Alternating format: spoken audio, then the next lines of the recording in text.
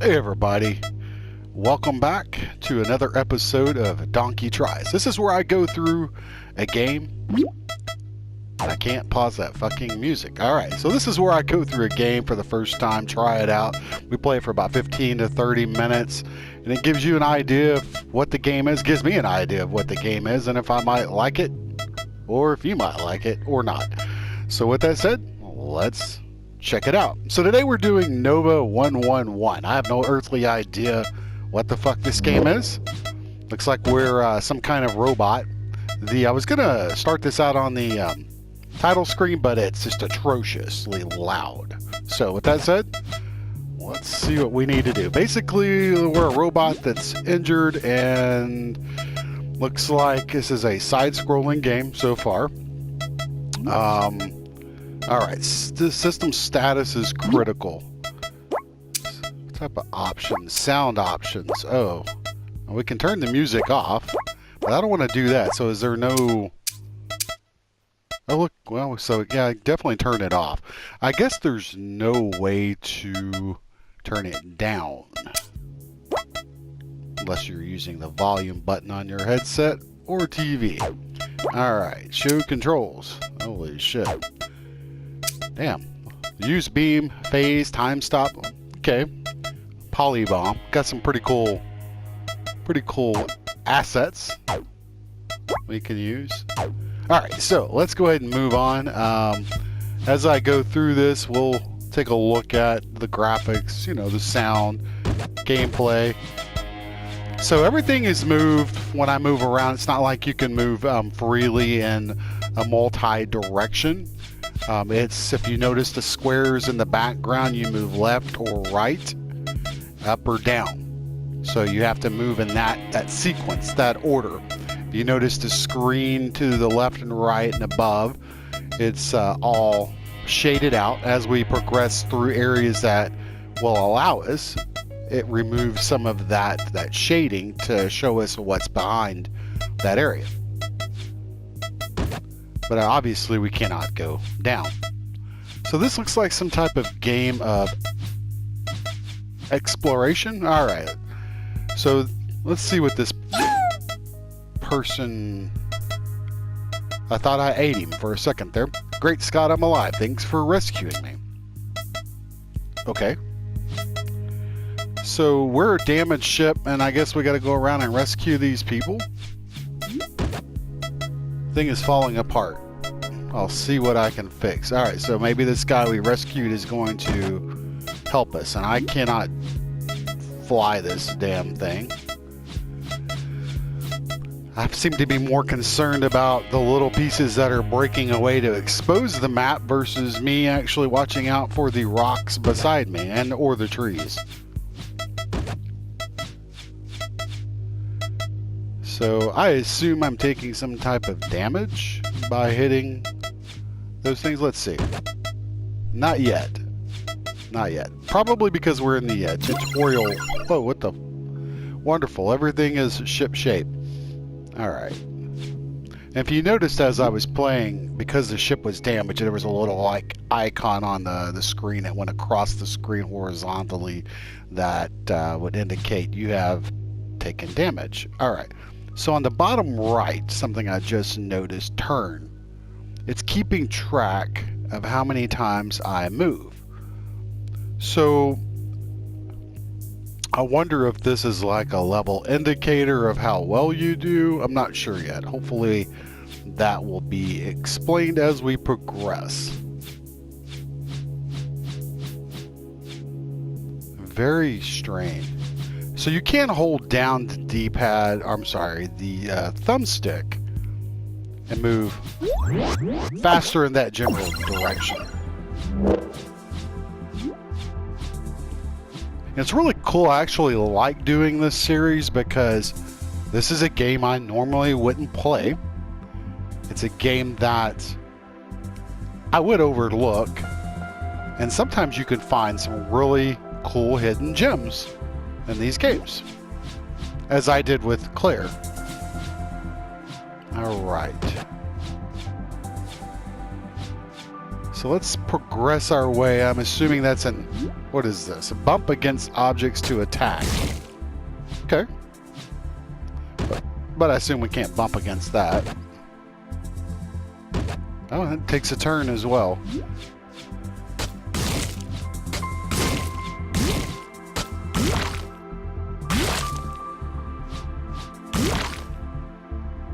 We can't go down.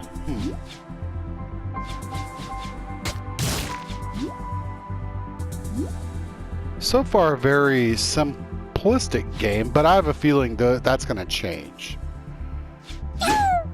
So we rescued another scientist, and these scientists tend to help our robot ship thingy out. What is this? That's an exit portal. Not sure if we should have done that. We can go up, go over to the right. Very interesting. Bump enemies to attack. Oh, okay, so that's how we take damage. So we can run into shit, crash into shit, and we're fine. It just hurts our turn count. Dodge enemy attacks.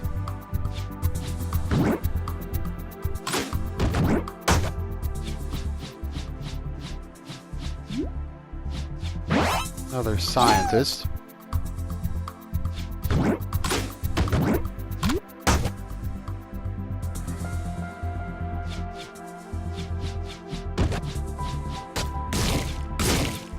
So, also makes me wonder the different paths that we can take. I didn't take...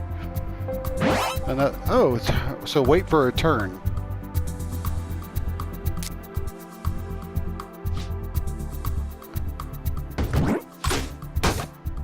So that was more of a turn-based. That was interesting. We definitely cannot go up.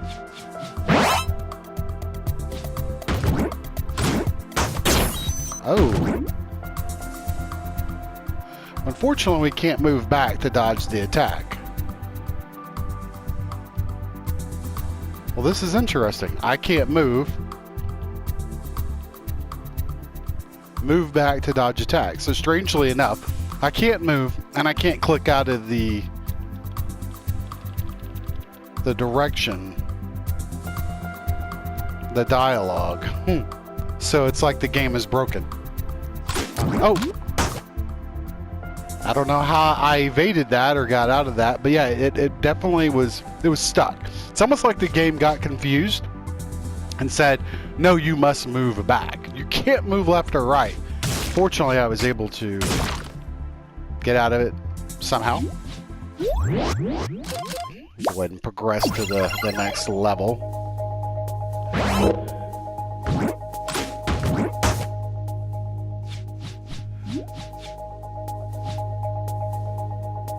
You never know what might be hiding in the shadows.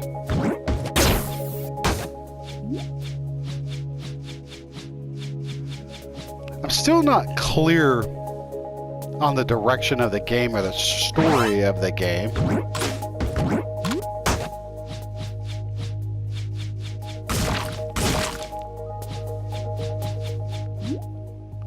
Collect treasures to increase max health.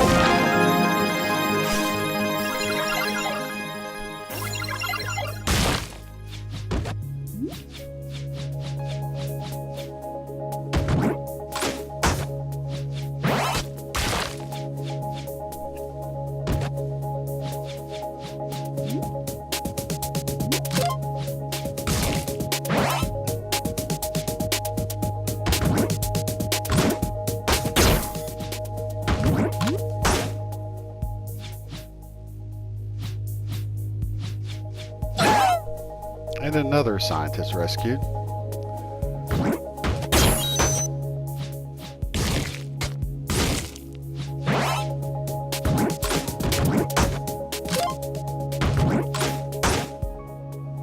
So it's interesting. I actually like the fact that when they introduce more enemies on screen, it becomes more of a strategic battle predicated on where you move and how you move.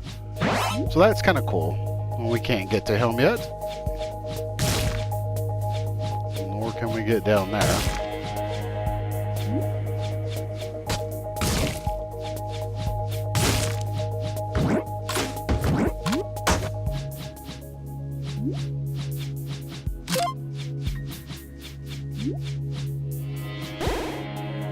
What is this? Whoa. The hell?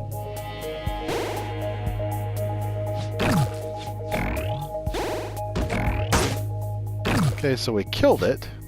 Just another type of enemy.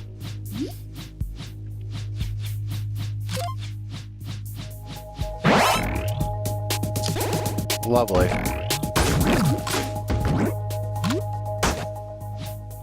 Okay, easy peasy. Alright, so then we're gonna exit the portal.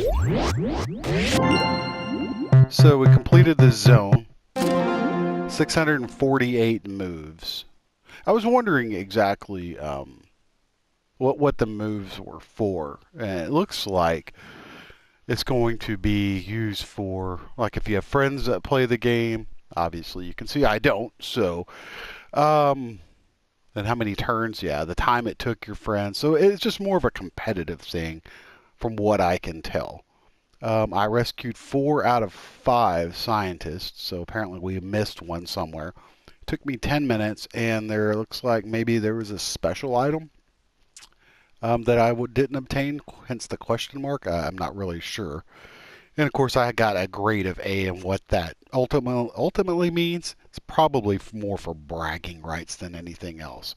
So I don't think we get anything special associated with it. Okay, so this looks like an overworld map of the game, Brave New World.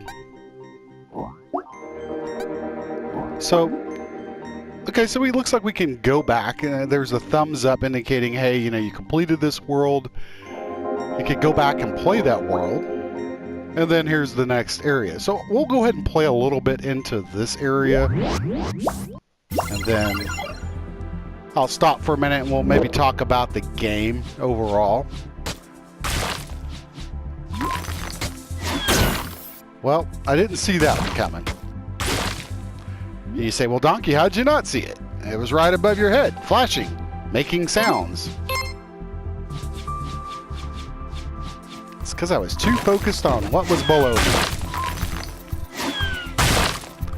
I do like how, even though the level is very similar, almost the same, they've integrated new mechanics into it. Ah, that's very cool. You can use the area to kill your enemies. Nice.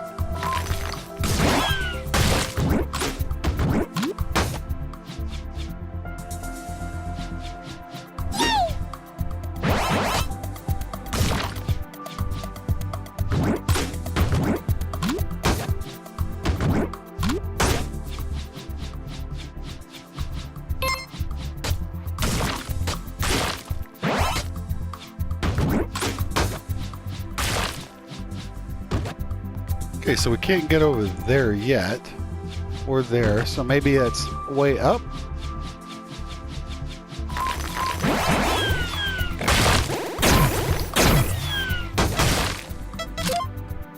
I almost died.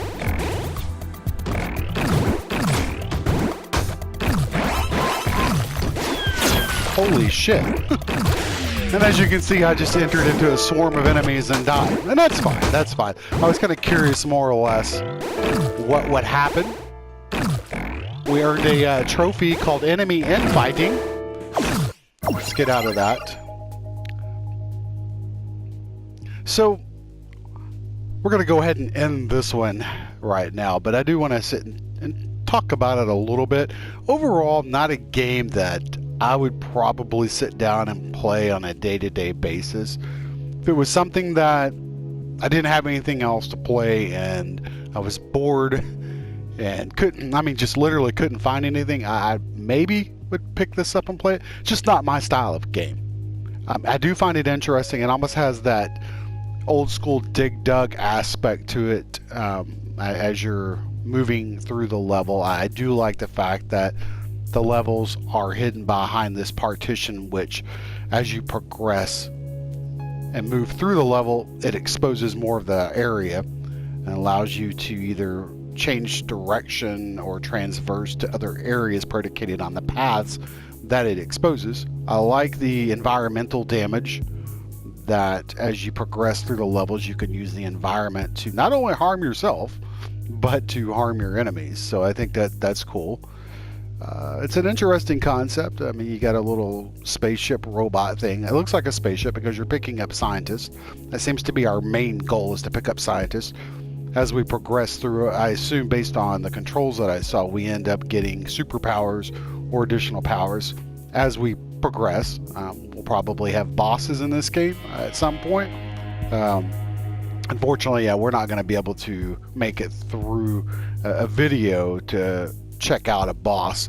The whole premise of this is to see what the first 15 to 30 minutes of the game is like, and see if it's something, again, that you might like, and maybe something I enjoy playing, and if I would continue playing it.